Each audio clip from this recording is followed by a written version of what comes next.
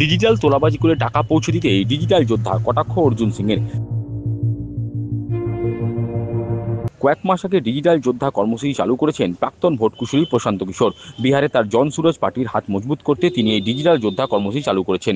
এবার সেই একই পথে হাঁটলেন তৃণমূলের সর্বভারতীয় সাধারণ সম্পাদক অভিষেক বন্দ্যোপাধ্যায়।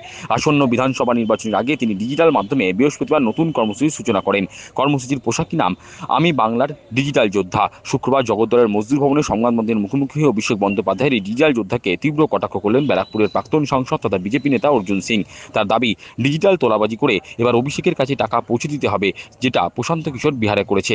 মানে ডিজিটাল তোলাবাজদেরকে, এমনি তোলাবাজরা আছে, এমনি ও জেলা সভাপতিরা এখন ডিজিটালি তোলাবাজি করে ওর কাছে পৌঁছাতে হবে, এই জন্য এই খেলাটা খেলেছে, যেটা পিকে বিহারে করেছে। তার অভিযোগ, বিহারে প্রশান্ত কিশোর ডিজিটাল যোদ্ধা বানিয়ে কোটি কোটি টাকা তুলেছে। কলকাতাকে কল সেন্টারের বড় হাব বানিয়ে দেওয়া হয়েছে। বিজেপি নেতার আরও অভিযোগ, সেক্টর 5-এ অভিষেক ব্যানার্জি, কুণাল ঘোষ ও ববি হাকিমের তত্ত্বাবধানে বহাল তবিয়তে চলছে কল সেন্টার, আর সেই কল সেন্টারের মাধ্যমে ব্যাংকিং প্রতারণা চলছে। তার দাবি, কোটি কোটি টাকা প্রতারণা করছে অনলাইন প্রতারকরা, অথচ নিম্ন আদালত থেকে অল্প কয়েকদিনের মধ্যেই অভিযুক্ত প্রতারকরা জামিন পেয়ে যাচ্ছে। দেখুন, বিহারে পিকে ডিজিটাল যোদ্ধা বানিয়ে টাকা তুলেছে, কয়েকশো কোটি টাকা তুলেছে। ডিজিটাল যোদ্ধা নামেও দেখছে কি ওর দলে আর কজন বেঁচে আছে। আসলে ডিজিটাল কাজ তো অনেক আগে থেকে করছে। কলকাতাটাকে হাব বানিয়ে দিয়েছে ফিশিং আর কল সেন্টারে। সারা বিশ্ব, আপনি জানেন না, এফবিআই এসেছিল কলকাতা এনআইএ এর সঙ্গে নিয়ে। ডোভাল সাহেব কাছে এসে ওরা দেখা করেছে, ওখান থেকে এনআইএ বড় কর্তারা আর এফবিআই। কলকাতা হলো বিগ হাব।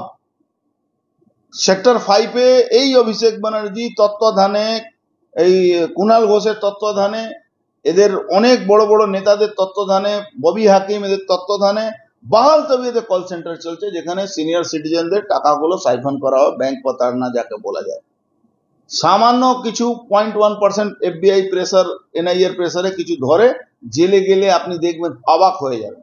আর কলকাতার নিচে লেভেলে জুডিশিয়ারি আপনি হাল জানেন, সবটাই ওখানে কি নাম, মলয় ঘটকের ইনস্ট্রাকশনে, ওই আপনার ল সেক্রেটারি ইনস্ট্রাকশনে চলে।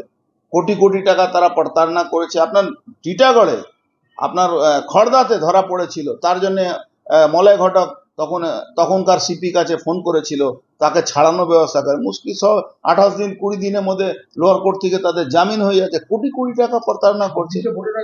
বিজেপি নেতা অর্জুন সিং আরও দাবি করেন, তৃণমূলের ফান্ডের অন্যতম উৎস হচ্ছে এই কল সেন্টার। মেটিয়াবুরুজ সেক্টর 5-এ ব্যাঙের ছাতার মতো গজিয়ে উঠেছে কল সেন্টার। বড় বড় কল সেন্টার সংস্থাকে পুলিশ নিরাপত্তা দিচ্ছে, আর চুনোপুলি সংস্থাগুলোকে পুলিশ ধরপাকড় করছে। তৃণমূলের ফান্ড জেনারেট করছে এই কল সেন্টার তরফ থেকে।